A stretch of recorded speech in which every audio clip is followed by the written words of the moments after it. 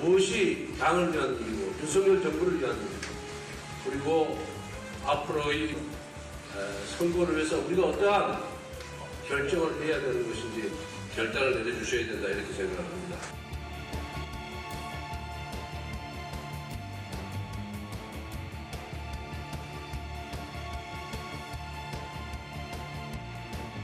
현재까지는 당 대표와 권한 대행만 비상대책위원장을 임명할 수 있도록 당헌에 되어 있습니다만은 거기에 직무대행도 비상대책위원장을 임명할 수 있도록 삽입하는 그런 조항입니다.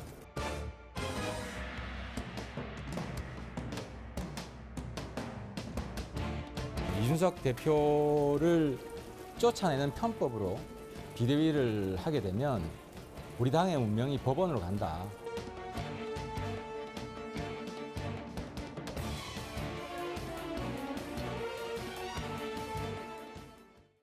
여의도 사사건건 시간입니다. 자, 오늘은 김용태 국민의힘 최고위원, 최이배 전 국회의원 이렇게 두 분과 함께하겠습니다. 자, 어서 오십시오. 안녕하세요.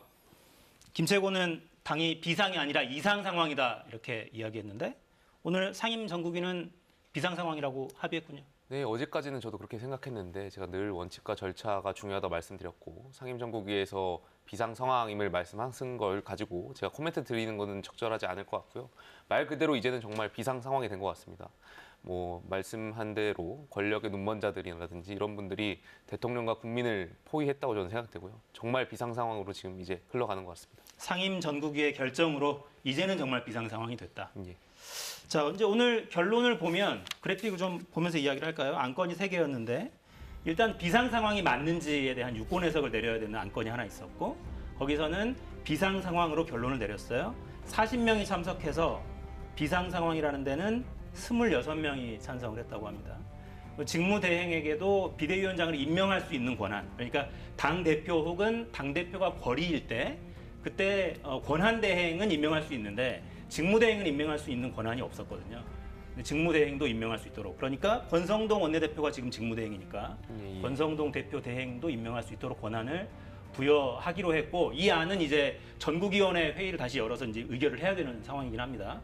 그리고 세 번째 안건이 수정안이 올라온 거죠. 이준석 대표 복귀 전까지만 비대위를 유지하도록. 그러니까 다시 이야기하면 이준석 대표의 대표직은 유지할 수 있도록 이런 수정안을 제출을 했는데 이거는 부결이 됐어요. 자, 오늘 국민의힘 내부 의결 내용 어떻게 좀 보십니까? 일단 서병수 전국위 의장께서 이제 비상 상황이다라고 한 이유를 보면은 이준석 대표가 윤리 징계로 인해 당적이 6개월 제한되는 상태이고 또 직무대행 상태에서 최고위원들이 사퇴함으로써 최고의 기능이 거의 중지된 상황이다라고 했기 때문에 비상 상황이다라고 말씀하셨거든요. 현상적으로는 맞습니다. 그러면 이 이유가 뭘까? 왜 이렇게 됐을까? 이준석 당대표가 징계를 받고 또 최고위원들은 왜 그거를 기다리지 못하고 이준석 당대표가 복귀하는 걸 기다리지 못하고 이렇게 비상 상황으로 만들어서 비대위를 만들었을까라고 생각을 해보면 저는 이게 다 이제 대통령의 뜻이 많이 반영된 거 아닌가라고 생각이 듭니다. 그러니까 이미 내부 총재라는 당대표라는 그 단어에서 이미 굉장히 이준석 대표에 대한 그 부정적인 인식이 대통령으로부터 이제 확인이 되었고 이런 내용들이 비단 대통령만 가지고 있는 게 아니라 윤핵관이나 당내 이제 다 퍼져 있을 것이고 그러니까 윤리위에서 징계도 이루어지고 최고위원들도 이준석 당대표 복귀를 어떻게 보면은 막기 위해서 사퇴하고 이렇게 비상 상황으로 가는 거 아닌가라는 생각이 듭니다. 그런 측면에서 굉장히 대통령이 지금 이 국민의힘이라는 이 당의 운영에 있어서 알게 모르게 영향력을 행사하고 있고 이게 결국은 당과 정부 모두 지금 안 좋은 방향으로 흘러가는 것이다라는 생각이 들면서 아무튼 국민의힘이 정부 여당으로서 윤석열 대통령도 다 같이 좀 빨리 수습을 하는 방향으로 가야 될 것이다 생각이 듭니다. 그러니까 모두가 용산을 보고 있는 것 같아요. 당 내에서도 이건 확고하게 대통령의 뜻이다 이렇게 인식하고 계십니까? 그러니까 저는 대통령의 뜻이라고 생각하지 않고요. 대통령의 의중을 누군가가 팔아서 계속해서 이렇게 이런 상황을 만들었다고 생각합니다. 호가호위하는 사람이 있다. 제가 왜냐하면 지난주 금요일 날 배현진 최고위원이 사퇴를 했고요. 그리고 그 자리에서 제가 비공개 최고위원 회의에서 조수진 최고위원과 윤영석 최고위원이 총사퇴를 이야기를 했었지만 네. 최고위원 총사퇴를 저랑 정명치가 사퇴 의사가 없다고 명분이 없다고 말씀드렸고 이뤄지지 않았거든요. 그럼 주말간 아마 조수진, 윤영석 최고위원이 대통령실의 의중이 어디 있느냐를 좀 파악하시느라 바빴던 것 같아요. 그러다 보니까 아마 일요일 날 이틀간 처음에는 직무대행 체제가 대통령실 의중이라고 생각했다가 이틀 뒤에는 아마 비대위가 의중이 아닐까에 대한 생각을 가졌던 것 같고요. 그러면서 사퇴를 하신 것 아닌가에 대한 생각이 있습니다. 대통령실에서 구체적으로 그런 의중의 변화를 언지를 줬던 겁니까? 아니면 처음에 신호를 잘못 읽었던 건가요? 저는 대통령께서 직접 개입하셨다고 생각하지 않고요. 대통령께서 늘 당무에 개입 안 하시겠다고 말씀하셨고 개입하셔도 안 되고요.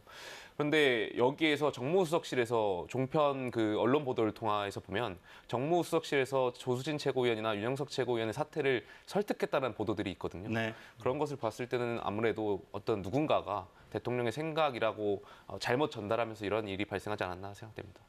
이 상황에서 권성동 원내대표는 당대표 직무대행 이건 어떻게 해야 되는 겁니까? 그 저는 상황. 누누이 언론에서 늘 공개적으로 권성동 원내대표 사퇴하셔야 된다고 말씀드렸고요. 왜냐하면 이 상임정국이 이제 비상 상황이라고 해석을 했으니까요. 이 비상 상황이 오게 된 계기가 원인이 이준석 당대표가 윤리 징계를 통해서 원인을 제공했을진 몰라도 2주 전에 이미 최고위원회와 의원총회에서 저희가 당대표 거리가 아닌 사고상임을 이미 추인했고 그랬었죠. 그 2주 동안 권성도 직무대행 체제에서 유지해 오다가 계속해서 실수를 하시면서 리더십을 실책하셨고 이 비상 상황을 이르게 된 원인은 결과적으로 책임은 다 권성동 원내대표한테 있다고 생각합니다. 그렇기 때문에 이제는 원내대표를 사퇴하셔야 된다고 생각합니다. 비대위원장 임명 후에 예. 네. 권성동 원내대표는 어떻게 움직이면 좋을까요? 지금 상황이. 예, 뭐 우리 김용태 최고 말씀하신 것처럼 이미 리더십을 상실했습니다. 그러니까 이게 실수가 한 번이면은 한 번으로 눈 감아줄 수 있지만 이게 실수가 잦은 것은 실력이거든요. 실력이 없는 거죠. 그러니까 이미 여러 번 사과를 했는데 처음 시작한 사과가 검찰 개혁에 대해서 민주당과 함께 합의를 했다 그걸 번복을 했죠. 그러면서 사과를 했고 두 번째로 이제 사적 채용 논란에 있어서 이제 사과를 한 번 했고 국어공무원 발언. 예, 그다음에 이제 문자가 노출되면서 또 사과를 하면서 이 세 번의 실수가 있었는데요. 이 원내대표라는 역할이 첫 번째는 지금 여당이기 때문에 정부와 정책 협의를 하는 당정 협의의 굉장히 핵심입니다. 두 번째로는 국회 내부에서 야당과 협상을 해야 되는 주체인데 지금 이렇게 당내에서조차 신뢰를 얻지 못하는 분과 어떻게 정부와 야당이 협상이나 협의 대상의 상대로 삼을 수 있겠느냐라는 생각이 들고요. 그런 측면에서 이미 이제 신뢰감이 굉장히 떨어졌기 때문에 제가 보기에는 권성동 원내대표도 원내대표를 사직하시고 비대위 체제를 다시 구성해야만이 윤핵관이 일선에서 물러나는 모습도 될 수 있고 어떻게 보면은 정부 여당의 역할이 좀 더 신뢰감을 줄 수 있는 부분이 아닐까라고 생각합니다. 좀 전에 대통령의 눈과 귀를 가리는 그런 사람들, 호가호위하는 대통령의 뜻을 파는 그런 사람들이 있다 이렇게 표현하셨는데 그분들의 최종 목적은 뭡니까 그러면? 결국에는 당권을 장악해서 내후년에 있을 국회의원 선거의 공천권이겠죠. 아무래도 뭐 민주당도 지금 전당대회 중이고요. 그 당대표의 가장 중요한 것은 선거에 있어서 공천 권한입니다. 그렇기 때문에 이 지금 말씀하신 그런 권력의 눈먼자분들께서 지금 국민과 대통령을 위하는 생각보다는 본인들의 어떤 다음 총선에서의 공천을 염두에 둔 것 아닌가 생각합니다. 당장 비대위 구성 과정에서부터 비대위원장을 누가 맡는가 예. 이걸 지켜보면 그게 좀 더 명확하게 드러날 거라고 보십니까? 저는 그렇게 생각하고요. 다만 이 비대위가 거스를 수 없는 흐름이라면 저는 비대위는 가급적 짧아야 된다고 생각합니다. 누누이 제가 집권 여당의 비상 상황이 있어서는 안 된다고 말씀드렸고 비대위는 최대한 짧아야 되고요. 조기 전당대를 조속히 치러서 가급적 빨리 안정적인 지도 체제를 구축해서 당정을 뒷받침해야 된다고 생각합니다. 근데 그럴 생각이 별로 없어 보이는데 비대위 기간은 어떻게 설정하려고 할 거라고 보십니까? 저는 뭐 지금 이미 그 나온 내용들을 종합해 보면 뭐 이제 이번 비대위가 관리형 비대위가 되지 않을까 싶습니다. 즉 다음 전당대회를 위해서 하는 것이기 때문에 그렇게 길게 가지는 않을 거라는 생각이 들고요. 뭐 김용태 최고위원 말씀대로 지금 정부 여당입니다. 여당으로서의 정부와 계속 국정 운영에 책임을 져야 되기 때문에 이런 비대위 체제가 오래가는 것은 굉장히 부담스러울 수 있고요. 또 하나 이제 그 조기 전당대회를 준비하는 그 과정에 있어서의 잡음을 최소화하기 위한 노력을 해야겠죠. 그런 측면에서는 아까 말씀드린 대로 권성동 원내대표 등 그런 분들이 좀 윤핵관이라고 하는 분들이 비대위에서는 좀 얼굴을 드러내지 않아야만이 당내 이제 안정적인 모습을 만들지 않을까라고 생각이 됩니다. 이거와 관련해서 한마디 더 말씀드리면 조기 전당대회를 가자고 하면 이제 이준석 당대표를 연계해서 말씀하시는 분들이 있어요. 결과적으로 당원권 정지가 6개월인 상황에서 조기 전당대회에 참여할 수 없게 되니까요. 근데 저는 당대표의 복귀 여부, 물론 개인적으로 제가 이준석 대표랑 친하기 때문에 개인적인 관심사기는 하지만 저는 이 모든 것이 당대표의 복귀 여부는 부차적인 이야기라고 누누이 언론에서 말씀드렸거든요. 그러니까 본질은 결과적으로 원칙을 지키는 사람과 이 권력을 지키려고 하는 사람, 탐욕의 눈먼 자들과의 대결 싸움이라고 저는 보는데 결과적으로 지금 저희 당에서 안타깝게도 이 절차 민주주의와 당원 민주주의가 지금 훼손되어가는 이 과정에 대해서 비판을 해야 되는 것이지 저희가 집권 여당이고요. 되게 국정이 어렵고 지금 경제 위기 상황에서 당대표의 개인적 억울함을 푸는 자리가 아니기 때문에 그런 것은 좀 부차적인 논쟁이라고 생각합니다. 자, 이거는 영상을 좀 보고 이어갈까요? 이준석 대표는 이틀 연속 윤석열 대통령을 직접 저격하는 듯한 글을 올리고 있습니다. 영상 보고 이어가죠. 그럼 전 정권에 그 지명된 장관 중에 이렇게 훌륭한 사람 봤어요?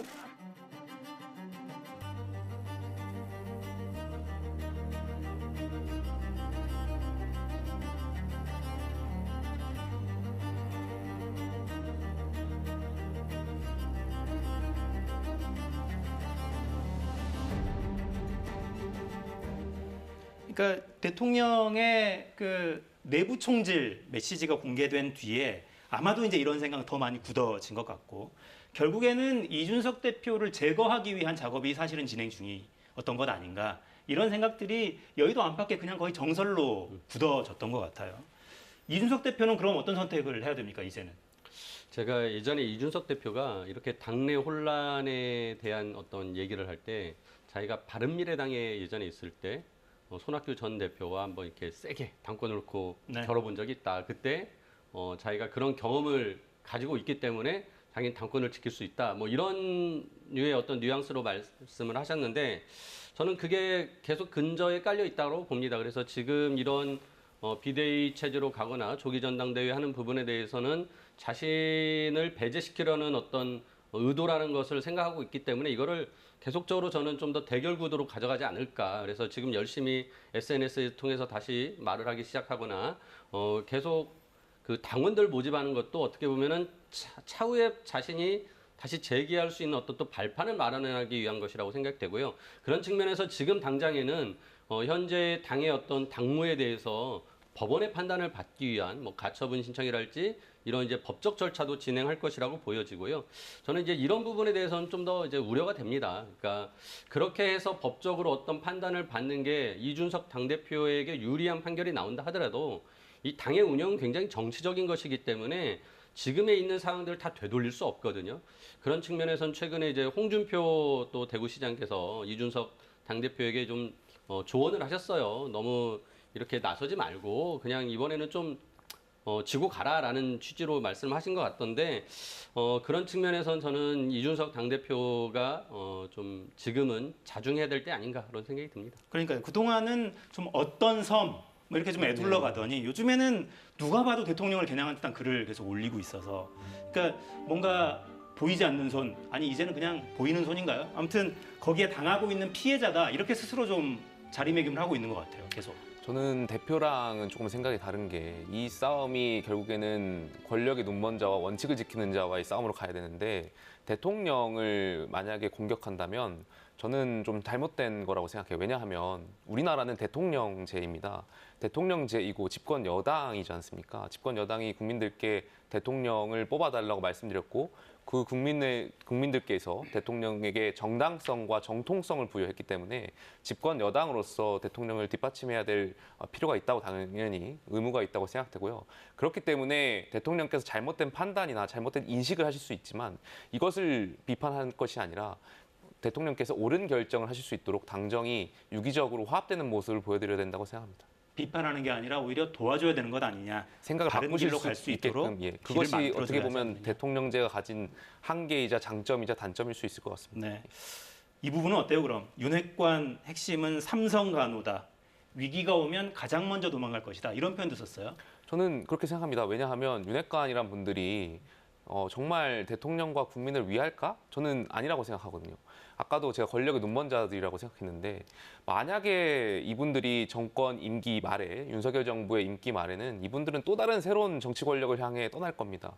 결과적으로 이 윤석열 정부의 임기가 끝날 시점임에 대통령 주변에 남아 계시는 분들은 지금처럼 계속 원칙을 말씀드리는 분들만 아마 남아 계실 거예요. 그래서 대통령께서 저는 이 상황을 좀 인식하시고 직시하셨으면 좋겠습니다. 만약에 이 플랫폼이 나의 금배지를 지키는 데 도움이 되지 않거나 정권을 재창출하는데 크게 유리하지 않은 플랫폼이라면 가장 먼저 탈출하지 않겠느냐. 늘 정치인들은 그런 선택을 해왔고요. 늘 선거를 앞두고 가장 유리한 방법을 선택해 온 것이 사실 기성 정치인이기 때문에 저는 그렇게 생각합니다. 이런 이준석 대표의 해석에 대해서는 어떻게 보세요? 그런 측면에서 제가 이제 앞서 이제 그 윤핵관들도 이 선으로 좀 후퇴를 하고 이준석 당대표도 좀 자중해야 된다고 말씀을 드렸는데 솔직히 그럴 가능성은 높아 보이지 않습니다. 결국 이준석 대 윤핵관이라는 어떤 그 대결 구도가 더 강해질 것 같고요. 이게 일종의 이제 권력 투쟁이라는 것이 본격적으로 시작되고 지금의 극단화된 모습이라고 생각합니다. 제가 진작부터 이런 초기 증상에 대해서 잔치집에 먹을 게 많아지니까 이제 싸움이 나기 시작한다라고 말씀드렸는데 출연하면서 여러 차례 그렇게 말씀하셨죠. 제가 보기에는 이준석 대 윤핵관이라는 권력 투쟁의 어떤 그 극화된 모습이 더욱더 펼쳐질 것이라고 생각되고 그런 측면에서는 우리 국민들에겐 진짜 정부와 여당이 어떻게 책임지는 국정 운영의 모습을 보여주지 못하고 있기 때문에 계속적인 실망감만 들이지 않을까라는 우려가 됩니다. 제가 한두 달 전에 최이배 의원님께 지금 최이배 의원님 말씀하신 대로 야당은 먹을 것이 더 없어가지고 더 싸움 날 거라고 제가 말씀드렸는데 오히려 반대 상황이 지금 여당에서 벌어지고 있어가지고 정말 국민들께 송구스럽습니다. 그러니까 선거 끝나면 의뢰 패한 당에서는 이런저런 패배 책임을 놓고 갈등이 벌어지고 그렇죠. 지도부는 의뢰 총사퇴하고 비대위로 가고 이게 아주 일반적인 흐름인데 네. 출범 100일도 안 된 정부 여당 내부가 지금 이렇게 갑니다. 자, 이준석 대표 향후 행보 관심사인데 자, 이번 사태 시발점으로 지목당하기도 했죠. 박민영 국민의힘 대변인 오늘 아침 라디오 인터뷰였는데 짧게 듣고 이어가겠습니다. 이준석 대표는 명백히 지금 약자적 위치에 있다라고 생각을 합니다. 제 바람을 말씀드리면 결국에는 식구들끼리의 싸움입니다. 네, 돌아와야 할 집이고요. 국민의힘이. 그리고 같이 해야 될 동지들입니다. 그렇다면 강대 강의 갈등으로 가기보다는 좀 화합과 통합의 길을 쫓아야 한다라고 생각합니다. 네, 어제 오늘 사이에 유사한 메시지가 계속 나옵니다. 박민영 대변인 오늘 아침에 이렇게 이야기했고 정미경 최고도 이준석 당대표에게 이제는 좀 손을 놓을 때다. 더 이상의 혼란은 안 된다. 가처분을 만약에 낸다면 법원에서 받아들일 가능성이 높긴 한데 그러면 더 혼란스러워지니까 차라리 지는 게 낫지 않느냐 이런 표현을 했고 홍준표 대구시장도 비슷한 이야기를 했죠. 이런 조언에 대해서는 어떻게 보세요? 근데 실제로는 가처분으로 갈 가능성이 높다고 보십니까? 이준석 대표한테 제가 직접 들은 것은 아니고 대표의 보좌역을 통해서 이야기를 건네 들은 바로는 가처분을 굉장히 적극적으로 준비하고 있는 것 같고요. 저도 물론 이제 제가 선택할 수 있는 경우의 수를 놓고 보면서 저 역시 이제 법적 자문을 받긴 했는데 이 가처분과 관련해서는 3가지 주체가 있다고 합니다. 그래서 당대표가 가처분을 신청할 수가 있고 최고위원이 할 수가 있고 당원분들이 이제 당원 주권, 당원 민주주의를 훼손한 것에 대해서 당원분들이 신청할 수 있는 그 3가지 가리로 날릴 것 같고요. 아마 모르겠습니다. 대표께서 어떤 선택을 할지는 잘 모르겠습니다만 저도 아직 결정 못했는데 늘 이 결정의 바탕에는 대통령과 국민과 또 국가, 당을 위한 결정을 해야 된다고 생각합니다. 그러니까 스스로도 가처분 신청을 낼 가능성을 배제하지는 않고 있군요. 법적인 가능성을 따져보고 계시고. 저도 역시 결정한 바는 아직 없고요. 최악의 경우가 되겠죠. 그래서 여러 가지를 지금 다 검토하고 보고 있습니다. 그러니까 국민의힘 바로 세우기인가요? 그 당원 모임이 지금 결성이 되고 있다고 하는데 그 차원에서도 일단 가능은 하다. 예, 당원분들도 왜냐하면 당원이 뽑은 정당성 있는 지도부가 지도부인데 이것이 과연 그보다 하위 조직인 전국위를 통해서 지도부를 붕괴시키는 것이 당원 민주주의에 맞느냐에 대한 가처분 신청이 가능할 것 같습니다. 그러니까 당대표 직선 당대표를 간선제 이런 기구에서 예. 과연 대의기구에서 사실상 해임할 수 있느냐, 이게 온당하냐, 이렇게 법적인 대응을 할 가능성이 높은 것으로 일단 말씀하시네요.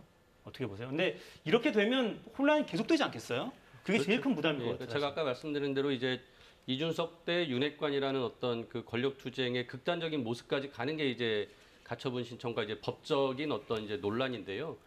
아까 말씀드렸다시피 이게 법적으로 판단을 받는 게 중요하지 않습니다. 지금은 정치적으로 해결해야 될 문제이고, 자꾸 이 당내 문제를 법적인 사법부의 판단을 받는다고 해서 그게 정당성이 더 확보되기보다는 국민적인 어떤 반감들이 더 생길 수도 있는 부분이거든요. 피로감 정말 커지겠죠. 예, 그러니까 저는 지금 이준석 당대표가 할 수 있는 방향은 이런 법적 대응보다는 오히려 국민들에게 신뢰를 더 본인이 더 얻어내는 방법, 뭐 이런 부분하고 뭐 차기를 위해서 다음을 재개할 수 있는 기회를 만드는 것이 중요하지 않을까라고 생각이 드는데요. 아무튼 뭐 이 부분은 뭐 그닥 그렇게 낙관적으로 보이지는 좀 않습니다. 예. 이건 어때요? 왜 당대표 지지도 조사 이런 거 해보면 이준석 대표가 제일 높게 나오잖아요. 지금 이 상황에서도. 예, 예.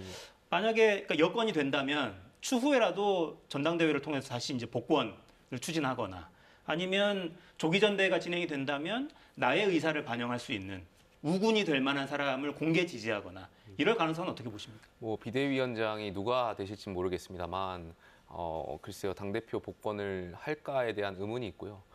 후자 같은 경우 당대표 이준석 대표가 말씀하시는 지원하는 방향으로 하는 방향도 가능할 것 같습니다. 저는 그렇게 해서 계속 지금 당원 모집도 배가하고 있고 당대표가 계속 전국으로 돌면서 당원분들과 소통하는 과정이 네. 아마 그것을 염두에 두고 하는 것 아닌가에 대한 생각이 있습니다. 그러니까 이제 야권에서는 희망이 잔뜩 들어간 관측으로는 이러다가 여권이 자중질환이 심해지면 분당 국면으로 가지 않겠냐. 심지어 총선을 앞둔 시기가 되면 그런 관측까지 많이 나와요. 그러니까 이제 항상 뭐 총선을 앞두고는 이제 정계 개편에 대한 뭐 논의들이 있을 수 있는데요. 그게 보통은 이제 야권에서 이루어지죠. 근데 지금은 여당이 너무나 내용의 수준이 이제 심각하기 때문에 지금 뭐 국민의힘 발 뭐 정계 개편도 나오지 않겠느냐라고 얘기를 하는데요. 뭐 지금은 솔직히 너무 긴 시간이 남았기 때문에 뭐 여러 가지 시나리오 중에 하나일 수밖에 없고요. 저는 김용태 최고위원 말씀대로 이준석 당대표가 본인이 다음 전당대회에 나올 수 없다면 같이 그 그룹화해서 지원하는 또 특정 인물을 내세워서 또 당에 대한 어떤 그 권력을 쟁취하는데 충분히 해볼 수 있지 않나라는 생각이 듭니다. 그런 측면에서는 이준석 당대표가 너무 이렇게 법적인 절차나 어떤 국민들의 피로감을 쌓게 하는 그런 행위는 별로 좋지 않겠다라는 생각도 합니다. 저는 분당 시나리오는 적다라고 보는데 왜냐하면 사실 분당의 역사는 야당에서 많이 이루어져 왔습니다. 늘 그렇죠? 우리 헌정사를 보면 여당에서는 분당은 딱 한 번 있었죠. 박근혜 대통령 탄핵 이후에 굉장히 특수한 상황에서 한 번 있었기 때문에 여당은 늘 화합을 하고 그 안에서 그래도 화합을 늘 해왔기 때문에 분당 시나리오는 좀 적지 않을까 생각합니다. 화합 말씀하시니까 제가 이 질문은 드려야겠네요. 그 화합이라는 게 정말 생각을 같이 해서 화합을 하는 겁니까? 아니면 대세가 이미 굳었고 이거 괜히 이야기했다가 내부 총질한다고 나도 비판을 받고 정치적인 미래가 사라질 수도 있으니 그냥 입 다물고 있어야겠다 이겁니까? 저는 정치라는 것이 타협의 정치가 되어야 된다고 생각되는데 그러나 유일하게 타협할 수 없는 세력은 저는 절차를 무시하고 이 원칙을 무시하는 분들하고는 타협을 해서는 안 된다고 생각하거든요. 그렇기 때문에 그 안에서 뭐 가치적인 판단은 각자 우선 가치에 따라서 뭐 타협을 할 수도 있는 것이니까요. 그건 그 안에서 봐주시면 될 것 같습니다. 네, 그러니까 제가 이 질문을 드린 건 언론에서는 그런 기사들 많이 쓰거든요. 그 익명의 의원들, 뭐 국민의힘 재선 의원 모 씨는 정말 하고 싶은 말이 많은데 도저히 말을 할 수가 없다. 뭐 이런 기사들을 많이 쓰니까 실제로 당내에 그런 압박감이 있을 것 같기도 해서 여쭤보는 거예요. 뭘 근데 총선을 앞두고 그 기성 정치인분들 누구신지 모르겠습니다만 본인들이 총선에 당선되기 위해서 누군가라도 필요하다면 그게 이준석이라면 아마 가져다 쓰지 않겠습니까? 봐야 하는 거네요. 네. 민주당 이야기도 좀 짧게 할까요? 민주당에서도 당원 관련 잡음이 좀 있어요. 문제가 되는 건 이겁니다. 당원 구장에 있는 80조인데 부패 연루자를 제재하는 취지의 조항이에요. 문제가 되는 건 이겁니다. 기소와 동시에 직무를 정지한다. 각급 당직자라고 돼 있기 때문에 여기는 당대표도 물론 포함되는 거고요. 결국에는 핵심은 이거죠. 현재 이재명 의원을 둘러싼 여러 당내에서 사법 리스크 관련 논란이 있고 검찰과 경찰이 수사를 하고 있는데 만약에 기소를 당하게 되면 당대표 선거에서 승리해서 대표가 됐다 해도 기소와 동시에 직무가 정지된다. 그러면 안 되니 안 되겠다. 이 지지자들이 이 조항 삭제하자 이런 청원을 지금 하고 있어요. 근데 저게 이제 그 80조의 아마 저게 1항이고요. 그 뒤에 이제 2항을 보면은 이게 어떤 정치적 탄압의 의도를 가지고 그렇게 기소를 하는 경우에는 그러지 아니한다라는 또 이제 예외 조항이 하나 있습니다. 그래서 굉장히 이제 뭐 정치적인 해석이 될 수밖에 없겠지만은 충분히 그런 이 당원을 만들 때 이미 그런 것들을 다 고려해서 만들었기 때문에 저는 뭐 이것을 삭제해야 될 필요는 없다고 생각이 들고요. 다만 지금 이 당헌을 바꾸자고 하시는 이제 이재명 후보, 당대표 후보의 지지층과 또 이제 그것을 반대하려는 또 이제 그 다른 그 후보들의 목소리가 지금 나오고 있거든요. 근데 저는 우리 그 민주당의 그 열성 당원들을 뭐 소위 요즘에 이제 강성 팬덤이라고 좀 부정적인 어떤 평가를 지금 하고 있는데 이런 과정을 우리가 좀 더 당원들과 소통하기 위해서 지금 당내에 청원 게시판도 만들고 계속 소통의 어떤 창구를 늘려가려는 노력을 하고 있습니다. 그런 측면에서 저는 뭐 이런 사안들 한번 당내에서도 충분히 논의는 해볼 수 있겠다라는 생각을 하고요. 다만 이제 그 과정에서 최대한 당의 많은 의견들이 수용될 수 있게 하는 또 그런 과정들을 거쳐야 된다고 생각을 합니다. 네. 일단 청원 게시판에 5만 명 이상 동의를 한 상태라서 네. 당 지도부가 답변을 해야 되고 해야죠. 근데 꼭 특정인을 위한 어떤 움직임으로 해석될 여지가 굉장히 크단 말이죠. 저는 저희 국민의힘이나 민주당이나 당원 당규를 어떤 목적을 위해서 결과를 위해서 수정하고 하는 것은 절차 민주주의에 다 위반해야 된다고 생각되고요. 굉장히 이 당원 당규 민주당도 마찬가지겠습니다만 이 당원 당규를 만들 때 분명 그 정신이 있을 겁니다. 이 당원이 갖고 있는 의미가 있기 때문에 이것을 함부로 바꿔서는 안 된다고 생각하고요. 우리가 지난 4.7 재보선에서 민주당이 당원 당규를 개정하면서 후보를 내면서 서울시장과 부산시장 재보선에서 국민의 심판을 받지 않았습니까? 그 과정에서 국민의힘도 얻어야 할 교훈이 있다고 생각되고요. 민주당도 아마 그 교훈을 좀 익혔으면 좋겠습니다. 네. 그러니까 그 검찰개혁 초반에 문재인 정부 초반에 보면 검찰개혁에 대한 지지 여론은 사실 굉장히 높았었는데 예. 임기 맨 끝에 그걸 무리하게 추진하는 과정에서 이른바 위장탈당 논란도 있었고 그러니까 있는 규칙을 교묘하게 피해가면서 이렇게 예. 하는 거에 대한 국민적인 반감이 굉장히 컸단 말이죠. 맞습니다. 이 사안은 또 어떻게 흘러갈지. 그래서 뭐 지금 말씀하신 대로 특정인을 위한 어떤 입법, 그러니까 우리가 유인설법이라고 하는데 이제 이런 부분들은 진짜 국민들도 뻔히 다 알거든요. 그러니까 이런 부분들은 최대한 자제해야 되는 게 맞고요. 아까 말씀드린 대로 뭐 아무튼 당원들과 소통 과정에서의 그 당원 청원을 만들었는데 지금 올라왔기 때문에 충분히 당내에서 논의하고 올바른 판단과 그 어떤 절차를 거치면은 저는 뭐 큰 무리가 없을 거라고 생각이 듭니다. 네. 여당에서는 비대위를 만들기 위해서 비상 상황을 만들어냈고 최고위원들이 막 연쇄 사퇴하면서 야당에서는 특정인을 지키는 걸로 오인되기 좋은 시기에 하필 당원 일부 수정해야 된다 이런 주장이 터져 나오고 있습니다. 국민들이 다 보고 있어요. 자, 주제 바꾸죠. 저희 그래픽 만들어 놓은 거 좀 볼까요? 직무수행평가 오늘 또 갤럽에서 발표가 나왔는데 자세한 내용은 중앙선거여론조사 심의위원회 홈페이지에 가시면 자세히 보실 수 있습니다. 자, 긍정평가 24%까지 내려앉았습니다. 지역별로 저희가 좀 보니까요. 이게 이제 보수의 심장이죠. 대구, 경북. 여기서도 이렇게 나옵니다. 48대 38. 근데 여론을 쭉 보면 부정평가의 가장 큰 부분을 인사를 꼽고 그리고 이제 무능 뭐 이런 것들이 뒤에 이제 이어지는데 그래서 대통령이 보통 휴가 갔다 오시면 정책 구상을 하고 돌아와서 어떤 뭔가 보여주잖아요. 자, 이제 이렇게 한번 해보겠습니다. 쇄신 목소리가 큰데 쇄신하지 않을 것 같다는 전망이 계속 나와요. 뭐 대통령의 인사권은 늘 존중돼야 되고 그렇기 때문에 대통령의 판단은 존중받아야겠습니다만 저는 인적 쇄신이 필요하다고 건의드리고 싶습니다. 왜냐하면 대통령실 참모분들이 대통령을 위하고 대통령 정말 생각해서 정치를 하셔야 되는데 지금 다 자기 정치하는 거 아닌가에 대한 생각이 있거든요. 아까도 말씀드렸지만 정무수석실에서 왜 여당의 최고위원한테 사퇴를 종용하는지 저는 이해할 수 없고요.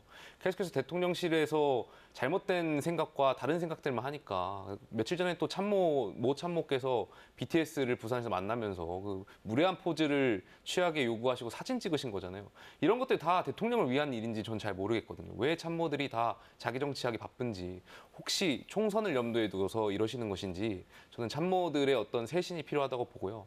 행정각부에 대한 장관들도 마찬가지입니다. 그 만 5세 취향 연령 그 학제 개편과 관련해서 박순애 장관께서 왜 공론화도 안 하고 굉장히 국민과의 어떤 영향을 미치는 그런 정책들을 밀어붙이길 하려고 했는지, 결국에는 계속해서 수정하고 지금 비판을 받고 있는 거지 않습니까? 그렇기 때문에 장관이라든지 대통령실 참모라든지 정말 지금 이 순간 위기 상황인 것을 인식하시고 쇄신이 필요하다고 생각합니다. 일단 뭐 말씀하셨지만 이렇게 낮은 국정 운영 평가의 이제 가장 큰 이유는 인사죠. 그러니까 대통령의 어떤 인사 스타일이 내 사람 챙기기 인사 스타일이었고, 그게 사적 채용 논란으로 또 번지면서 더더욱이 이제 문제가 됐는데, 그 이후에 또 이 사적인 관계를 중심으로 한 어떤 의혹들이 커진 거죠. 대통령실의 그 인테리어 공사를 하면서 집무실 공사에서 어떤 영세 업체가 수의 계약을 통해서 했다라면서 이게 뭔가 이상하다라는 얘기가 나왔는데, 지금은 또 관저공사에서 김건희 여사가 일했던 코바나의 인테리어를 했던 또 업체가 와서 지금 일을 한다. 그러니까 뭔가 이 사적인 관계들이 계속 대통령 주변을 맴돌고 있습니다. 거기다가 이제 검진법사에 대한 또 이제 의혹까지 나오면서 이런 측근과 가족들에 대한 리스크가 이제 나오고 있고요. 그다음에 저는 마지막으로 대통령의 통치 스타일이 이제 전형적인 검사의 어떤 스타일, 즉 뭐냐면은요, 뭔가 과거의 잘못을 들춰내고 그 잘못에 대해서 반드시 처벌해야 일이 끝나는 거죠. 그러니까 저는 이준석 대표와의 지금 갈등도 그 대선 기간에 있었던 어떤 앙금이거든요. 그거를 지금 해결하지 않으면은 본인은 끝난 일이 아니라고 생각하시는 거 아닌가. 그래서 대통령의 그런 과거 지향적인 어떤 그 통치 스타일이 지금 이렇게 낮은 지지율을 가져가는 거다라고 생각이 들고요. 그런 측면에서 뭐 휴가 갔다 오셔서 인적 쇄신뿐만 아니라 국정 운영 전반에 대한 쇄신 기조를 만드셔야 되고, 가장 중요하게는 대통령이 좀 바뀌셔야 될 것 같습니다. 예. 대통령이 바뀌어야 된다. 자, 영상 하나 보고 시간이 거의 다 됐네요. 거의 마무리해야 될 것 같네요. 자, 뜬금없는 만 5세 초등학교 입학 추진도 대통령 국정수행 평가에 부정적 영향을 미쳤습니다. 5% 정도는 그걸 꼽았어요. 자, 영상 보고 이어가겠습니다.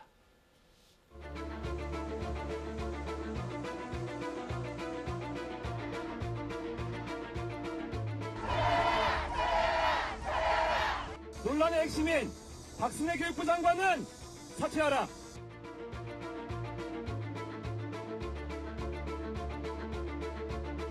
지금 산적해 있는 문제 하나 해결하지 못하시면서 장관님이 제가 위로받으려고 하는 게 아니에요.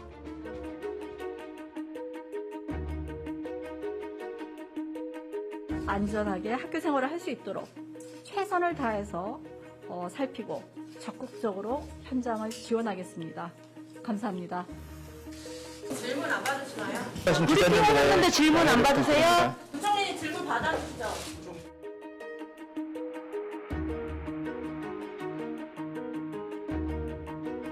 교육부 장관이 대통령 업무부 가는 데서 이런 부분 등이 여러 가지 필요하고 공론화가 필요한 것 등이 좀 사상된 채 아주 좀 소통에 있어서 이렇게 서툴렀던 측면이 있고요. 정책이라는 것은 국민들이 바라지 않는 정책이 그 시행될 수가 없지요. 네, 자, 질문을 드리기 전에 KBS가 단독 취재한 내용을 좀 전해드려야겠네요. 이준석 대표가 KBS와 직접 만나서 자신이 직접 법적 대응에 나서겠다는 입장을 밝혔습니다. 가처분 신청서로 법원에 직접 제출할 예정이고, 제출하는 시점에 자명 끝내고 공개 기자회견도 가지겠다. 이렇게 KBS 취재진 만난 자리에서 발언했습니다. 가처분 신청 직접 내는 이유는 당원 민주주의를 위배했고 절차적인 민주주의도 위배했다. 직접 청구하겠다. 이런 입장을 밝혔습니다.